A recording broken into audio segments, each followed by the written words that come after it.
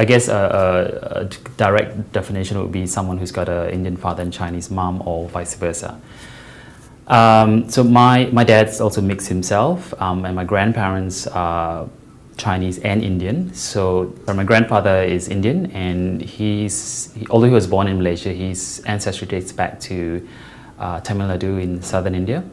And my grandmother is Chinese, but she was adopted into a Bathman family, where race was still quite a big issue. They met in 1930, and they started to date for a few years, but in secret. Eventually, my great-grandfather, the Chinese side, found out, and he was infuriated. He even called my grandfather Hakian, which meant the Black Devil.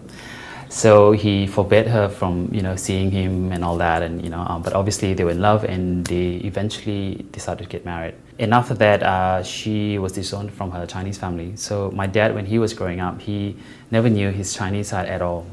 Because he never knew who his grandfather or his grandmother was. There were still objections to the marriage, and I remember my father saying that his grandmother was against the whole marriage right from the start. Probably for about a year, but they warmed up to it because my grandmother was very open to learning the Indian culture. So to an extent where she embraced the Indian culture by learning how to speak Tamil and cooking really wonderful Indian cuisine. So I think that kind of warmed up my great-grandmother as well. My father used to say that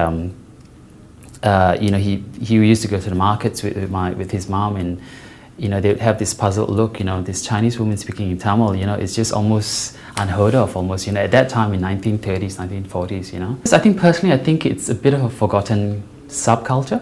I think growing up in Malaysia, there's always been this emphasis with, ticking a box basically if you're either Malay or Chinese or Indian. So there still isn't an understanding that, you could belong to two cultures at the same time and appreciate two cultures at the same time. And I think that's one of the things that I wanted to capture in the project.